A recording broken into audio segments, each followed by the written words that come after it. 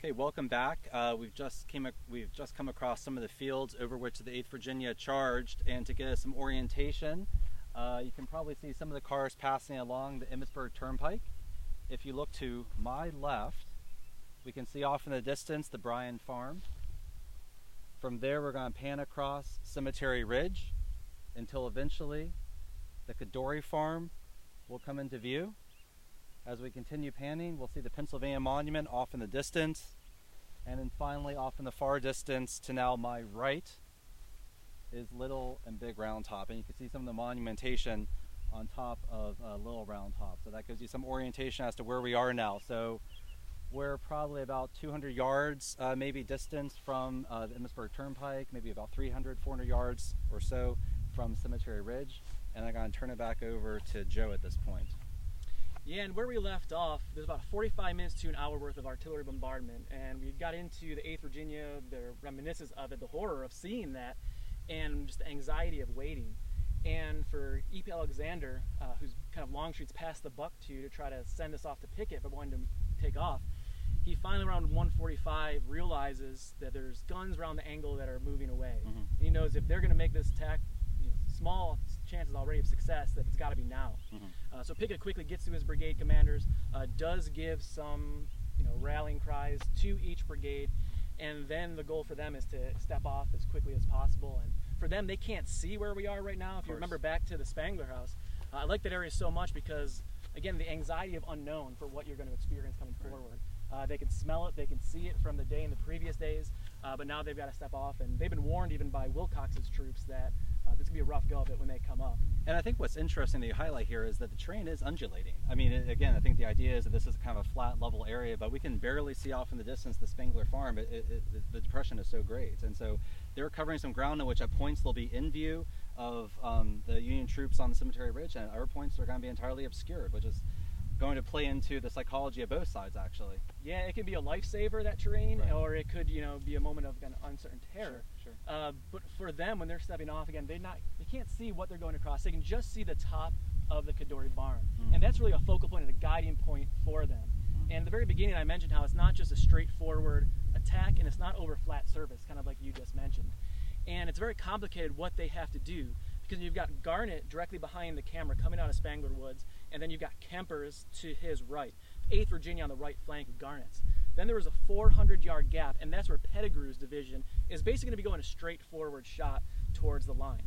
It means Pickett's division then is going to have to dress left to try to close that gap before they get there. And there's uncertainty in some of the orders, but even just leaving Spangler Woods, there's already a challenge, where if you directly come from there, you're headed towards Little Round Top. So when you come out, you're not going straight ahead, you're actually tilted to the right. So they have to start that dressing right, and it almost kind of looks like a zigzag jilted movement as they start going forward. Kind of left obliquing, I suppose, so re-angling their bodies and moving in it will definitely turn into that, direction, absolutely, especially when they start to get closer to Gettysburg Road and realize they've got more to go to close up with Pettigrew. And as they start leaving that again, there's kind of almost an eerie silence, I think, because they're not yelling. This isn't a charge. I mean, they're advancing here, and they've got a long ways to go. Almost in parade-like precision. It is, and they have a band playing even. And as they start moving forward, there's not even artillery firing at them yet. There's kind of an awkward silence waiting for that to open up once again. And when they get a couple hundred yards in, and we're in a great spot here for understanding the 8th Virginia's movement and Garnett's brigade's movement, because around this spot, that's where the artillery is opening up again. And it's not necessarily coming from the angle, like it's so much attention, it's really coming from the flanks, from Little Round Top, but even to the right of Little Round Top with McGilvery's battery. And then also there's guns on Cemetery Hill. So they're getting it from multiple angles with artillery fire, which is devastating again for the psyche of a soldier marching through this. Again, the things you see you can't just ignore. And for the 8th Virginia, they have the same kind of thing happen just like in the woods. As they're marching, now some shell fire starts exploding.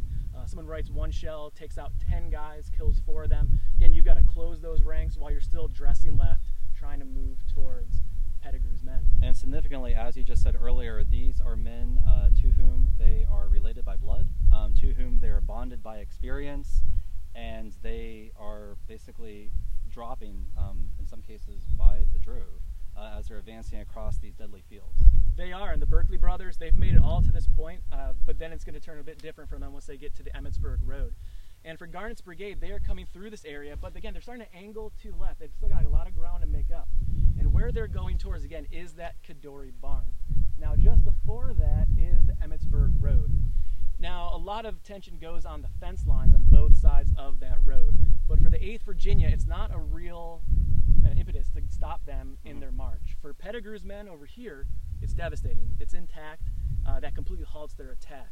For the 8th Virginia, they're going against ground that was attacked on yesterday. So a lot of that fence line is gone or been taken down by some skirmishers. Okay.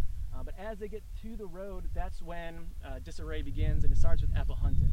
Okay. Their colonel, he goes in on horseback, and he's shot through the right thigh, penetrates his horse. It'll be a mortal wound for the horse, but one of his orderlies will help get him to the back. He writes after the fact in his delusion he tried to get back on a horse and join back in, but wasn't allowed to do so if he had actually tried to do that. And that gives voice actually and kind of debunks one of the myths that maybe Hollywood has perpetuated, that there's only like a lone rider, and in fact many of the officers, of course, are indeed mounted as they should be. They are. There's 16 guys in Pickett's division who are on horseback. Okay. A lot of those, of course, are orderlies that are passing messages back to the commanders. But Epahunton's on horseback. Garnett is the well-known one. He physically can't walk, so he's on his horse Red Eye. Epahunton has to make his case. They have to get permission to do it. Right. He's got a fistula. He claims he can't make the charge on foot. Kemper just chooses not to. Yeah, he decides to ride on horseback as well. So there are several people on horseback, and Hunton makes it to about the Emmitsburg Road, probably by sharpshooters. He is then hit in the right leg. The battle's over for him. But for the 8th Virginia, as they start getting to the road, they start crossing it at an angle, and then they hit the Cadore house. And this is where chaos really starts to begin for the regiment, because they're not just getting what's switching over to canister fire, devastating for any sort of infantry column attacking or line attacking, but they're also again getting now infantry fire from the right and from their front. Okay. And they start now making a more significant left oblique, trying to get closer to Pettigrew's men. They've started to link up, but now they're kind of moving in the angle going to where that copse of trees are. Okay. And for the 4 Berkeley brothers, they make it to the Emmitsburg Road, but this is where most of them will have the end of the line for the attack. They split when the 8th Virginia gets to the Cadore house. Edmund Berkeley takes his men to the left of the house, and as he goes across and is starting to make his way up, he's going to be severely wounded in the leg. He'll take cover on the other side of the house, and eventually someone will help him to the back. So he gets wounded by the house, but he does make it back. He's not captured. 2 of the other brothers, William and Norburn Berkeley, though, they go to the right of it. And it's even more chaotic for them because at this point, Kemper's troops are significantly left obliquing, and they're crashing into the 8th Virginia. So they're almost like a mangled mass at this point, trying to make that ground up between them and Garnett, but then also because of Vermonters that are starting to flank them. And Norburn and William both get wounded, both by bullets and shell fragments. Just on the other side of the house, they also then will take some cover by the Cadore house. They'll both be captured. They're on their way to prisoner of war camps after this battle. They'll be there to March 1864. There's one more brother, though, who does get beyond the house, and that's Charles Berkeley. And Charles Berkeley does keep pushing up towards the angle. They help kind of get some momentum from Armistead's troops that come in behind them, making that last really futile push to the stone wall. There's about 6 men in the 8th Virginia by name, at least, that we know of that made it to the stone wall area. Charles Berkeley is one of them.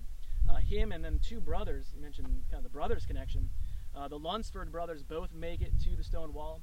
One of them had been loading, the other one firing in about 10-minute time span. And realizing that this fight is over, there's really no more they can do, Charles begins to take out a handkerchief. He wants to surrender. Lunsford supposedly asks him to wait till he gets 2 more shots off, and then they surrender. They're off to prisoner of war camps as well. One of those 6, though, does seem to make it back to the Confederate line uninjured and not captured. And we can only imagine, of course, the sight that he is seeing as he's coming back across this field where there's probably upwards of 4,000 to 5,000 casualties strewn across this ground. Exactly, and especially it's when it hits the Emmitsburg Road, as for the most part, the brigade's intact pretty well, not too damaged from that artillery fire. It's really when they get to Emmitsburg Road that order and chaos order falls and chaos sets in because of infantry and canister fire. And for those trying to make the retreat, that's no certain thing, as the Union soldiers are going to keep firing at them. So for a lot of them, if they're wounded, they're trying to make their way back, crawl their way back, run their way back. They've got several hundred yards to go. Again, the same distance that it took them to march, 3/4 of a mile almost, they've got to get back. And for those soldiers, they're met by their former chaplain, Linthicum. He's there crying basically, seeing the men come back. He's on Garnett's brigade staff at this point, but still has a big connection to the 8th Virginia. And Shotwell even recalls seeing him back there crying, trying to direct the men where to go after this disastrous attack for the 8th Virginia. And this is something, this emotional outpouring, that we actually don't think about a lot with soldiers, but it seems like a very natural reaction to this horrific experience. And again, we have these ideas about Southern masculinity and manhood and the public persona, and we see men who are just physically and mentally just entirely broken down from this experience. And I think that's one of the things that you've highlighted so well for us today. I mean, really giving us a nice glimpse at the human level of what exactly this battle, what exactly this fight looks like, and how it's impacting these individual soldiers. For sure. I mean, it's a searing memory and lifetime that they're going to take with them. I mean, casualty-wise, this is awful for the 8th Virginia. Depending on different reports about how many troops you think they had when they started the attack, they take between 86 and 92% casualties. So I mean, that's dead, wounded, and captured. So a lot of them are captured. Over the next coming months, they'll trickle back from prisoner of war camps, but still terrific casualties, even from just the dead and wounded mindset for the 8th. And they'll remember, and it's devastating for them for the rest of the war. They'll never quite be the same in terms of the kind of troops that were in there, volunteers, bonds between them. It'll be mostly conscripts that start to fill their ranks that are new. But they'll write about this months after, years after. William Berkeley, again, he's wounded when he goes to the right of the Cadore barn. He writes his wife from a prisoner of war camp in Ohio, and he writes about how lucky they are as a family, though, because the fact that 3 of them are captured, 3 of them are wounded, he writes that his best friends are all dead, and it's miraculous that his 3 brothers and himself all live, and he even says all live without losing a limb. So he knows how lucky they are, and imagine if that's what you consider lucky, having that sort of devastation.